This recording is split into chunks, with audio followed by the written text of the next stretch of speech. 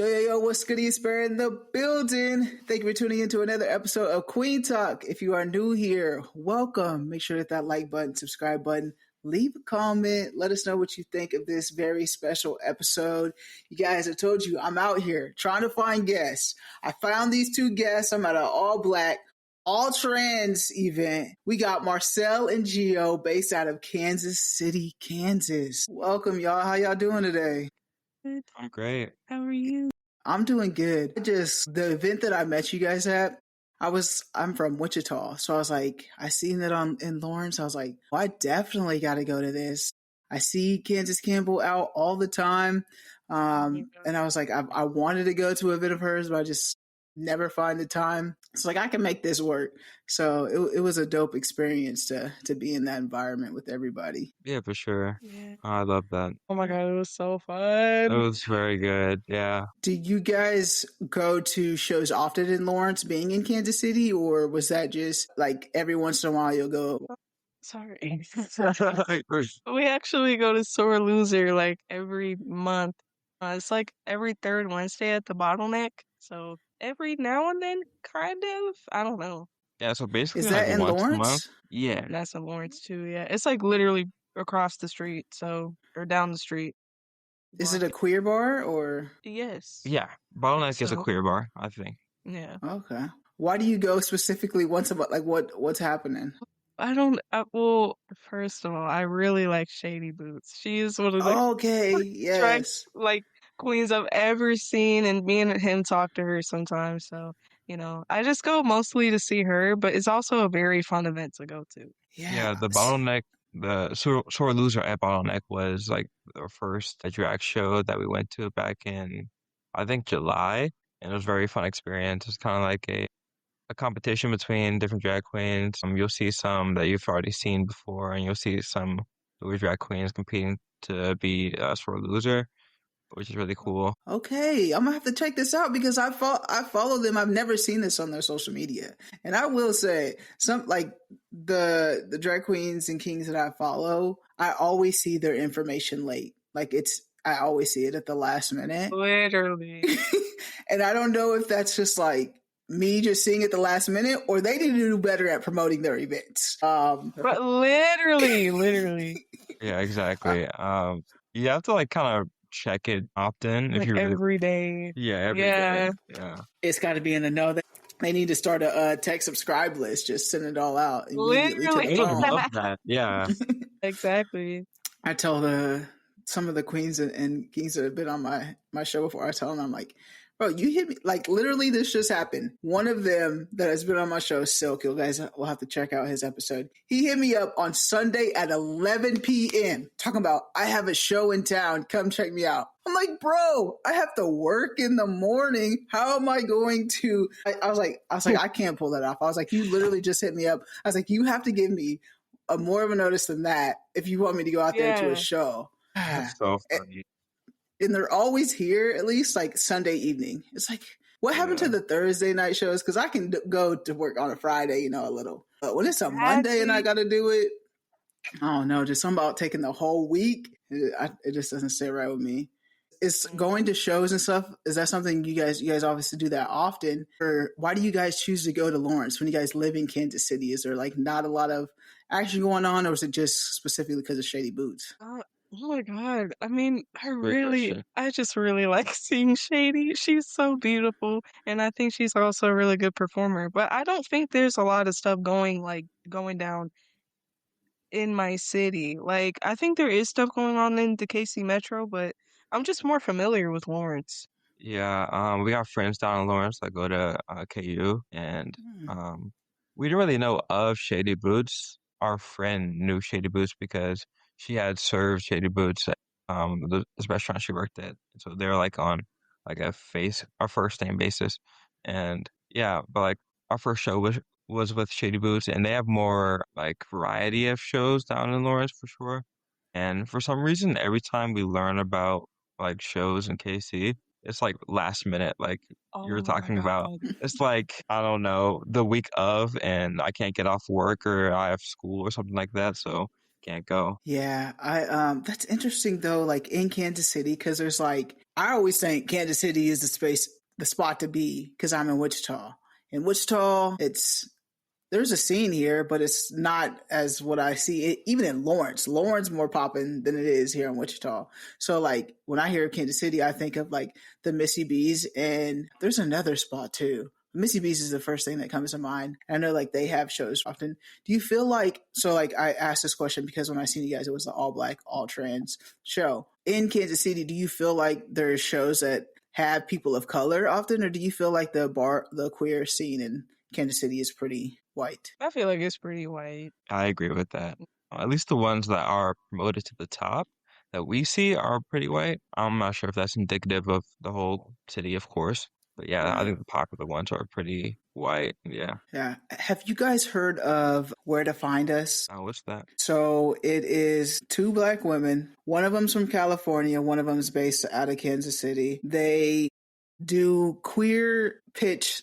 They watch friends pitch their single queer besties using a 3 to 5 minute slideshow. So they brought that in to Kansas City. I know you guys are happily together. We did not mention that, but you guys are happily together. But they also have like bracelets. So it's like a red stoplight, we're just here. But the crowd that they bring, I see, are a lot of queer people of color at those events. You can wear a red bracelet that says stoplight and then like a yellow to where it's like maybe you're not sure of your relationship. And then green light is I'm single, ready to mingle. Just wanted to throw that out there because they are two who I have seen that are queer people of color in the Kansas City area trying to make something happen. And you guys are both born and raised in Kansas City, right? Yep. So, and I will have it like, Gio, how old are you? I'm 19. Okay, so you guys are both 19. You guys are my youngest guest on the podcast. Really? Yeah, right. Yeah. Yeah. This is an I 18 just and older turned 20. podcast. Happy late birthday. Thank you. Yeah, so how has your guys' experience been with being a queer person in Kansas City for you? Do you want to go first? I can go first. So, the high school I went to had like a lot of queer folks. You had like a queer club that I attended like pretty often. And like most, if not like all my friends were queer in some sort of way, either if they're trans or whatever. But yeah, I never really felt like I couldn't be myself as much. Of course, the queer people at my school were definitely like shunned a little bit, but I definitely felt like I had a huge like community to rely on, and I could talk to many different people who have different identities and all that. And I don't know, I felt like really inclusive at my high school for sure. For me, I went to this like it was not good. I went to this really prejudiced like wait, what grade is middle school? It's like sixth to eighth Mm-hmm. grade. Oh, I went to a K through 8. I went like Okay.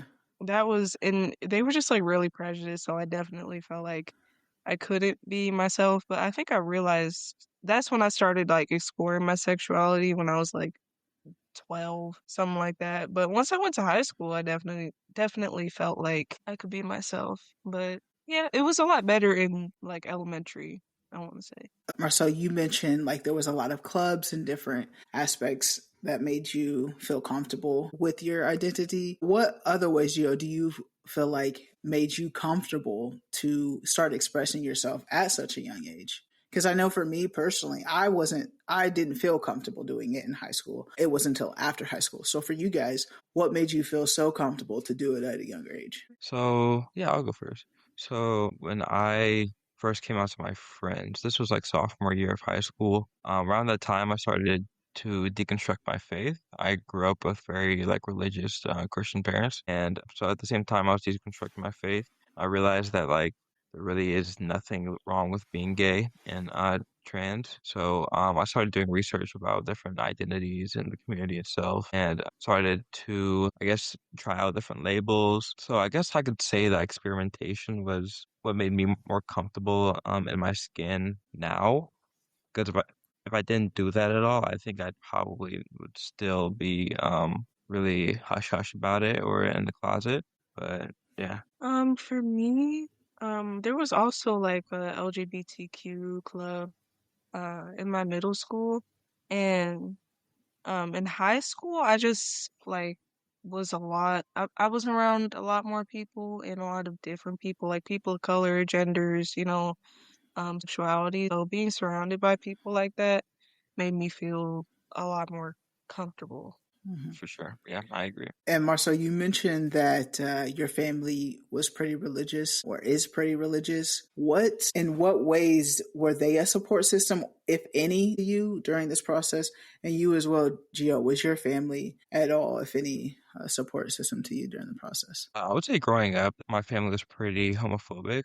I'm still not out to my family, but I think over time they started to like deconstruct that part of their morality, and they're not really the same that they were when I was growing up, which made me feel more comfortable to like do more outwardly feminine things like wear crop tops and paint my nails. For me, my mom has always been like pretty accepting. She used to be kind of ignorant, but I mean like with me exploring myself around like 2019 to 2020, like I used to tell her a lot of stuff and then she would, ask me questions and all that. So she's a lot more educated and accepting of, a lot of stuff now, but especially me being gay. But my dad is not really on the same page like at all. So I haven't told him.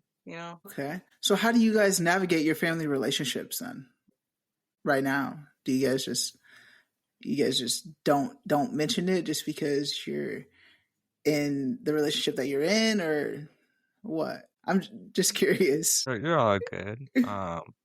It's not like I don't mention being gay. I've told my mom to go to drag shows every now and then, but I will never be hush hush about my identity. Mhm. It's something that I'm very proud of, and it's taken me years to get to the place I am now. So even if I'm around bigots or people who aren't accepting, I'll always like be true to myself. Yeah, I agree. I do talk to my mom, like she's pretty accepting of me being gay. I also have a sister that's gay, she doesn't care. She's pretty supportive, but I just like don't talk to my dad about it. Like I just actually don't speak to him like at all. So I really don't have to worry about it. But yeah, I mean, I don't want to hide my identity either because I feel like that wouldn't be true to myself either. So, you know. And can you like tell the audience each your how you identify in the community as far as like sexuality wise? I would say that I'm bisexual. I'm Okay, pansexual. bisexual person. Cool. I have been learning to.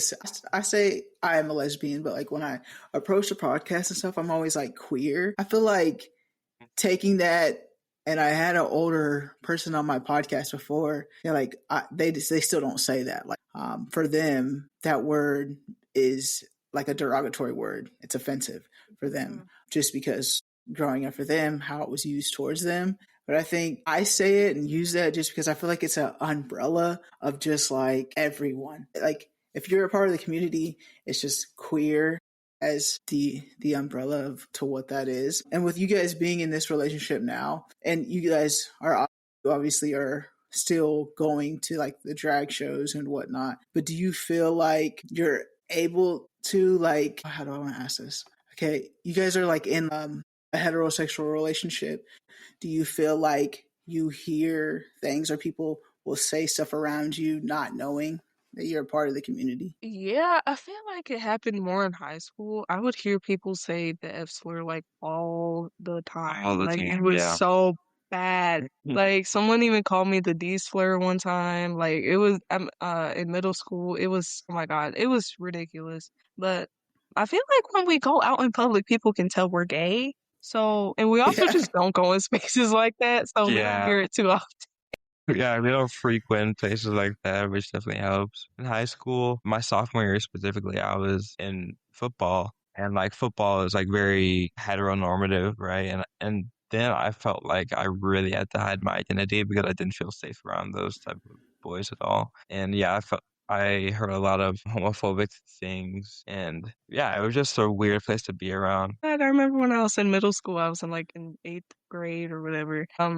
It's like speaking of homophobia and stuff. I had the biggest crush on this Ethiopian girl. She had like the prettiest dark skin, long, thick, curly hair, all that. And I sat right behind her in class. I remember like not I wouldn't intentionally smell her hair, but like because it was because her, I'd be like, "Hey, it smells so good."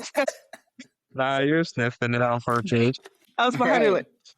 no, I'm joking. But anyways, I remember like I came out to her one time. I was like, "Yeah, I'm bisexual." And she says to me, "As long as you have a crush on me, stop talking to her for the rest of the year." I was so mad. I wasn't mad, but I was just hurt and disappointed. For sure. Mm, Yeah. yeah. It does, like, for me personally, like I said earlier, I wasn't open in high school. I didn't feel comfortable in doing so. And I didn't start like openly speaking about my sexuality and being comfortable in my skin, honestly, like the last few years of my life. And I'm 33 now. So it's like for me, and I think being loud and seen is different. Like I've always I've always been lesbian and I've had girlfriends and stuff, but I think being true to being a queer person of color, I think has been different for me. It was just too much for me. And Gio, you actually, Shawnee, what is the demographic of Shawnee school? Is that where you went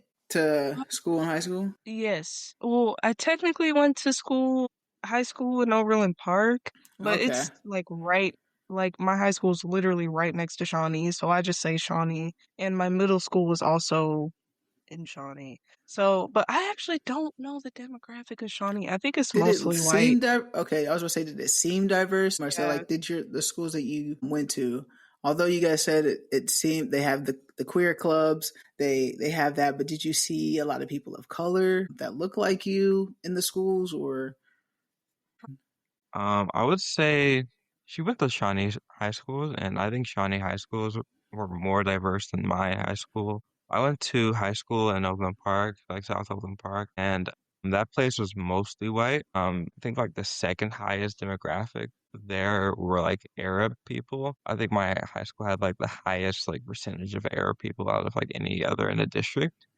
Then like I think I graduated with like five or six other black people, if that, and there's barely any Latino people. But yeah, it was mostly white for sure. I think you had a lot of Latino people at your school I too, right? did. I did, yeah. Yeah. see, that's good. I always I'm not jealous, but like now I guess I told you I'm in the schools now, and the school I'm in now is just complete different than what I grew up in, which I love. And it's like even I see like the little studs in the hallway, and I'm just like I'm so Yeah. proud of you guys. I'm so proud of you guys for being true to yourself. It's just really nice to see like them being able to express themselves, walking around the hallways with their girlfriend and stuff. It's nice to Yes. see that they're able to do that and be themselves and feel comfortable to do so in our school. It's nice. Yes. And Oh my God. speaking of school, Marcel, you said you're in school, and you're a photographer as well. Are you in school for photography? Photography just like something that you do on the side, or what? So I initially wanted to go into photojournalism, but then I realized there wasn't really much money in it, and I'd much prefer to have photography as a hobby, and that's what it is right now. I love shooting with my camera. That really came about from my senior year of high school. We had a film photography class, and that class really showed me like the beauty of photography, and I love that. But right now I'm in school for a psychology degree so I can become a therapist. My reasoning for becoming a therapist was I wanted to like become a safe space for other queer people, specifically people who aren't really comfortable around their families with being queer and everything. And I thought that I could be someone that they can talk to about about that stuff, and really understand what they're going through. And I guess I'd have better insight if that makes sense. Yeah, for sure. I got my degree in social work. Well, it's the cousin to Yeah, psychology. it's like really close. Yeah, if it was my partner, she'd be on here telling you to be a social worker and not a psychology major. Yeah, I've thought about it. I've put a lot of like thoughts into my career. I do think counseling might be my calling, but I'm still open for whatever life brings me. Yeah, that's a great why as to what wanting to join that. I know personally, for me, I was trying to find therapists, trying to find a therapist that's a queer person of color. I've been having a tough time finding that, and that I don't know, right? Because with this podcast, I've interviewed a couple, but I'm like, you can't be my therapist. Like it's too close information. Like it's too close knit. And are both of you guys in therapy right now? No, no therapy. I used to be a year ago. I was also trying to find a queer, Yeah, like, exactly. black woman. Just couldn't. I did find a queer woman, but she was white, but she was cool, so it worked out, Right. It's kind of like you fortunately. have to compromise. Yeah, literally. Exactly. Either woman or queer, you know? You can't have Yeah. both. Yes. So Marcel, you need it. When are you planning on graduate? What's your Hopefully gonna graduate in 2028. Well, I'm doing grad school, like are you in graduate in grad school? 2020. Okay. I'm not in grad school as of now, but I'm Right. going to do grad school.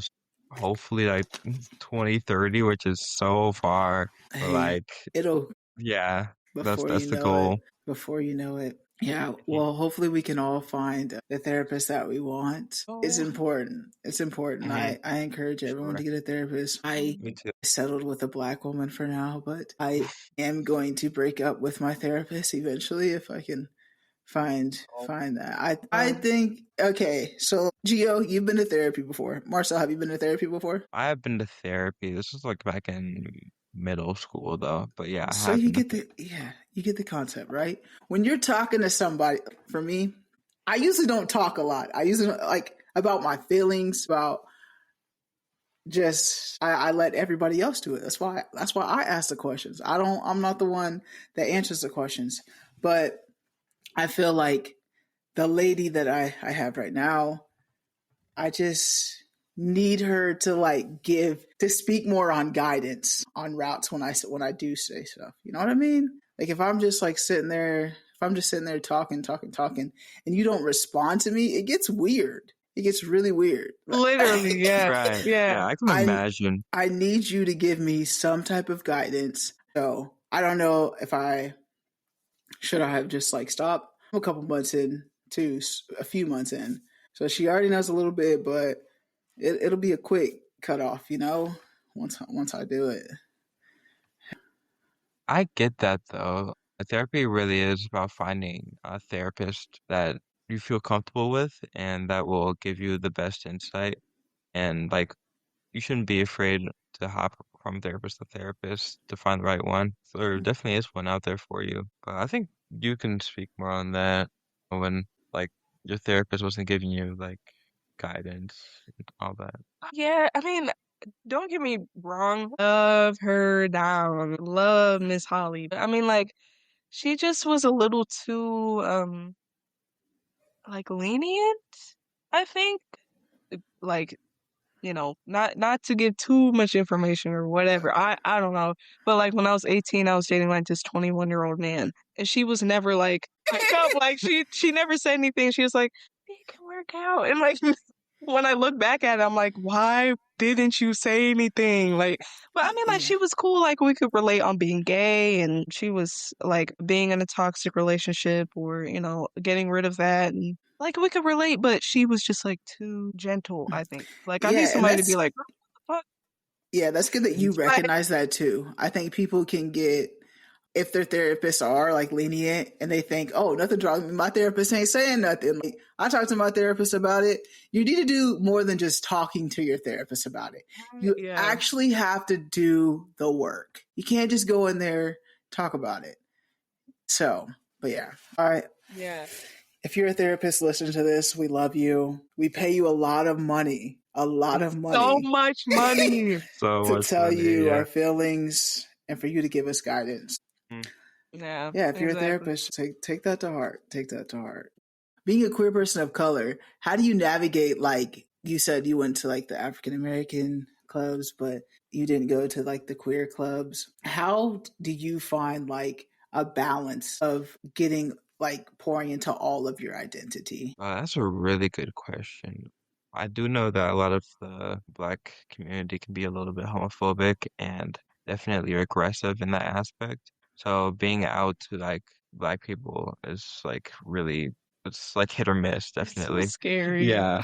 Um, I was I was one of the presidents out of three presidents of the African American club in high school. And I really loved that experience, being able to talk to other black kids, like, and be able to see that club grow, which was really great because I think in elementary school there was like me and one other black kid in like my class, but like now in high school in the same district, there's an entire like class of 30 or 40 of us. It's so amazing how far we've come. I always try to preach inclusivity to anyone who will listen and being tolerant to people who don't look like you or who don't worship the same God or like the same people. What about you, Gio? How do you pour into both of your identities, being a queer person of color? I feel like it's really hard, especially when you're like busy and like your mental health is declining. Like, I feel like I pour more into being a woman and being Mhm. gay, but not being black because I didn't really grow up around my culture. Like, I know like some classic songs or Mm. phrases or AVE, but it's not like I feel like I can't connect because I don't know. So, and of course I can do research. It's just like, so I feel like it's hard to balance. I think you bring up a really good point because being in the You're okay. Midwest, being around majority white people, we don't have a lot of culture around us. Like we both mentioned, all of us Exactly. mentioned earlier in this podcast, we were barely around black people when we're being raised. But the family that we see, our guardians, whoever that may have been, in our household. So like for me, I learned more like stereotypes on black people and Exactly. Yeah.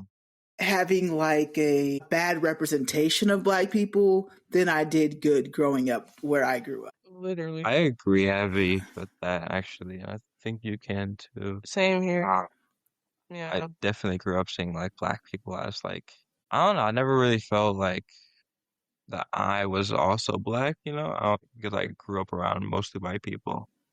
Yeah. I never really focused on my race when I was like a kid. I mean, it's weird because I was constantly made aware of it because of how much I was discriminated against, but I Mhm. didn't feel like comfortable in my identity. And it didn't help that I had like an anti-black father. And it's weird because he's black, but you know how that goes. Like anti-black father, he's teaching me like, treat mistreating me because I'm a black woman, showing me stereotypes of black women. So I'm thinking like, I'm this monster. So I didn't grow up with a positive view of black people, especially black women, either. And it's like when you grow up like that, you have to like Marcel, you have to like check yourself, right? Because especially after you get out of it now. I got checked in a I got reality check hit. It wasn't until my master's program of social work and I was surrounded by black women. This is the first time in my life I've been surrounded by black women. The stuff I was saying in our conversations was so ignorant and made me realize what I'm saying to you right now, just like of my mentality growing up, the things that I had viewed on me, really myself. I'm black too. So it's just like Right. things that I would say, and they checked me. They were just like, after a few conversations, I went home crying about it, just like trying to figure out like, okay, why am I always trying to like take the white people's side and stuff like that? And it's just because that's how I was raised, like literally raised Exactly. to protect them. And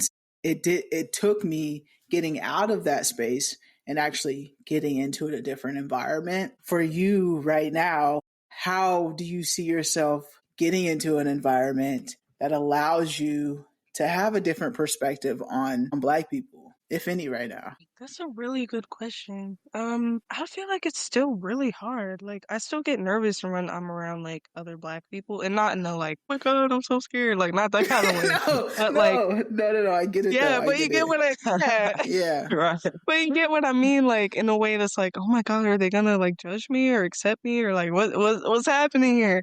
But I felt more comfortable at the because I feel like I get more nervous around like older black people because I feel like they tend to be like more homophobic or whatever.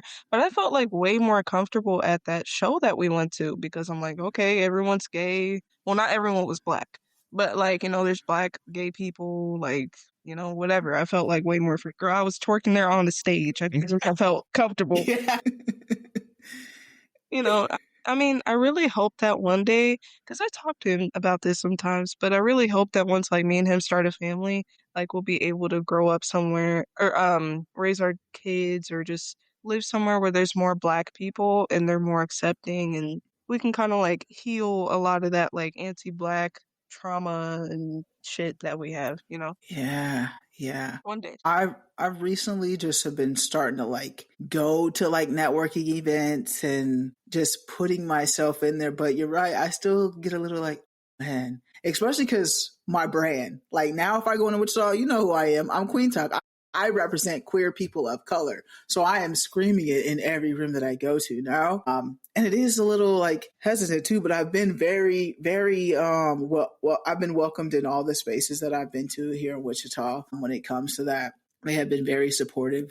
We have a black city councilman in here in Wichita right now. And like seeing him and navigating that, and he's always been in these spaces before, but it was validated when he was running because you've seen this black, gay, qualified, overqualified man to be city council and the hate that he got from the black community because he was gay just validated like, yes, you still have to watch these people. They're going to be out there, but there's a lot of good people out here too. And I think it made me see that not everyone is going to feel a way about you for being queer in these spaces. And him running and going to his campaigns with him and seeing the people that supported him, black women in the churches supporting him, his black woman pastor supporting him, that visibility helped so much. Like, and it's important for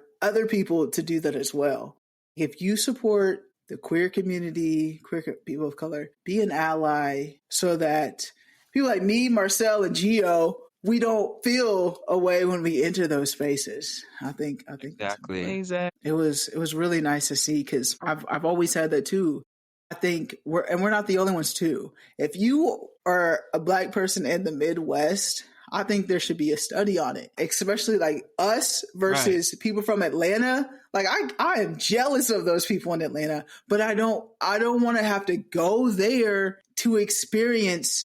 I don't like all of us in one spot. Like, don't get me wrong, Atlanta's cool. I've been there, but it's like Wichita, Lawrence, Kansas City. There's a lot of queer people of color in these areas as well. We get overlooked. We're sticking to what we know normally, like going to white queer spaces because there's not many queer people of color spaces. So I think we got to create that environment, create those spaces for sure. Yeah. No, For literally. sure. Yeah. That's really important. And I forgot to mention earlier that it still feels hard to like feel confident in and explore my blackness because I still live in Shawnee.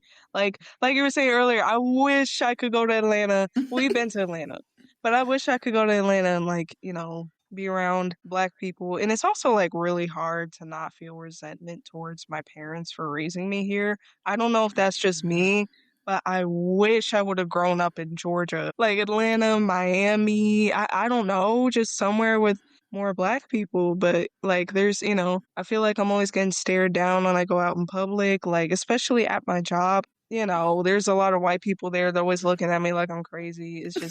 It's hard. I wanted to ask just like where your guys' faith is now with it. I know we mentioned like just older black woman, which reminds me of the church and just like being black and historically just like the church. And Marcel, you mentioned your family being a part of the church. What does your faith look like now for the both of you guys? Personally, I'm atheist. What about you? I'm just spiritual. Do you feel, Marcel, like you got that way because of what has been like put on you all of your life, or why did you come to the terms of like atheist when you're like growing up religious? Most definitely. I felt like a lot of my life, religion wasn't a choice. It was just it is, you know? You just like you are a Christian. Like that is you, you know? I've been taught that, and when I was deconstructing my faith, I felt like I couldn't really separate the uh church's ideals, whether this is a like wrong translation of the Bible to like make it homophobic or not. I still can separate the church's ideals of being gay is wrong with my identity. So I feel like I couldn't be gay and a Christian. I know there's many gay and Christians out there, and I have no qualms with that. I respect anyone who worships anything, but it's just not for me. I was kind of the same way growing up. I went to a Christian middle school, so I Oh, felt the okay. exact same way. Like, that's just what you are. You have no other choice. And anything else, you're going to hell. So, Exactly. yeah, so Exactly. as I got older, I was like, there might be something wrong with telling a 8-year-old child that they're gonna go to hell if they like eat pickles without asking their parents first. You know what I mean? Like little stuff like that. So as I got older, I just realized like that is definitely not for me. And I mean, like if anyone wants to be Christian, like I'm not looking at anybody else crazy for wanting to do that. It's just not for me. So I always grew up around that. And even recently, like this year, recently going to church and them talking about like the queer community and going to hell. But I have found being around that and whatnot, like I still have found my faith in a different way. But I go to this online church now, which made me feel more comfortable because it's like even going to the church physically, I'm still like hesitant because I tried and then this just happened.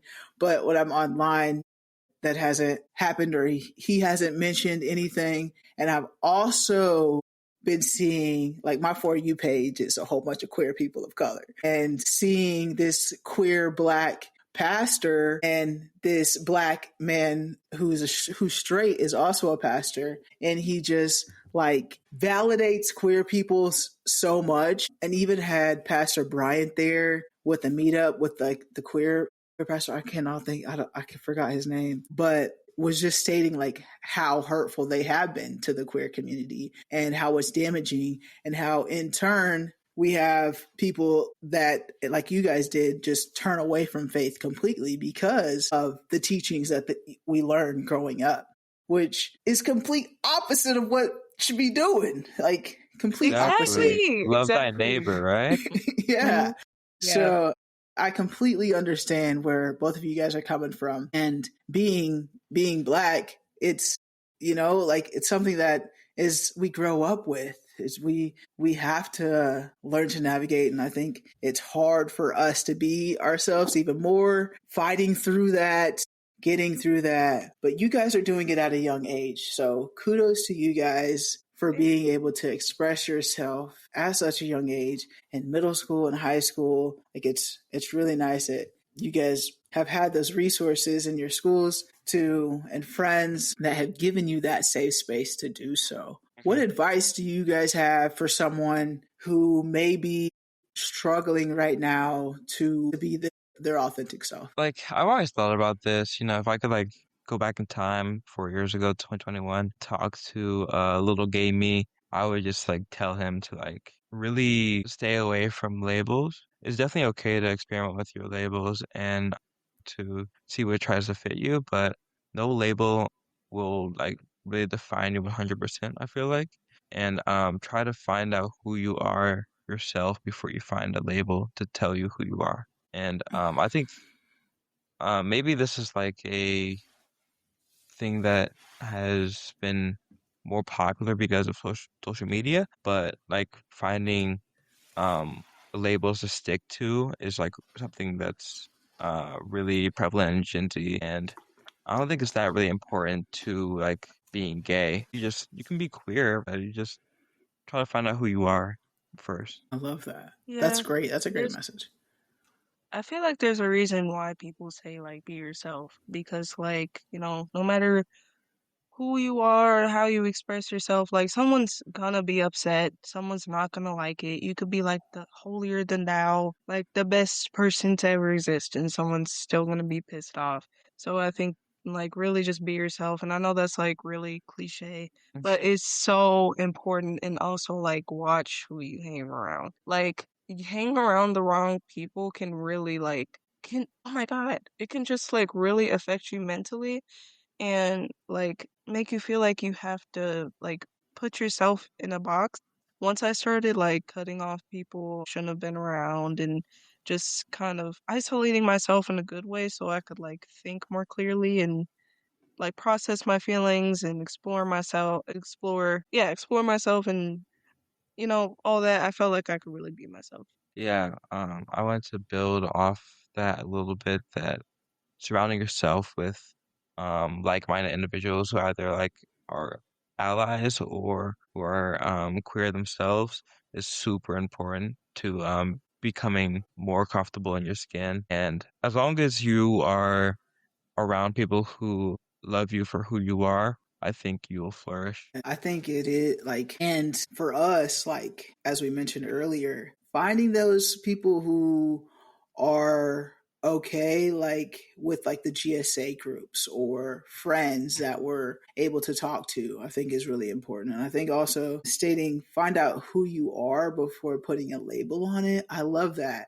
because it can change. And I think for me growing up, what I seen a version of what a stud looks like is not me. Like I'm not exactly that. And I think we all are identified differently. We all have our own what we like and what we don't like. And I feel like the community sometimes can put you in a box based on some of your likes or dislikes Mhm. and say, oh, you're not this or you're not that because you do this or that. And I think it's important, like you said, just be true to who you are and don't let anyone else, whether they're part of the community or not, tell you how you identify and what you can or can't be in the community.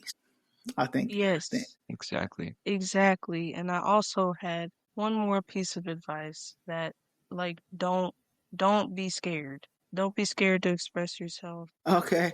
I think it is important to if you are scared to come out, just find the safe spaces that you can be safe in to really be yourself. I think Exactly. sometimes we can't be ourselves everywhere we go, but if you can find those pockets of individuals and spaces that you can just find that community because it does make a world of a difference for sure. I was gonna say it's okay if people don't understand how you want to express yourself. I think Shady Boots posted something like related to that, like do it scared, or it was something like do it scared, or it's okay if people don't understand. Like as long as you like what you're doing or what you like or whatever it may be, that's all that matters. Just Mhm. do it.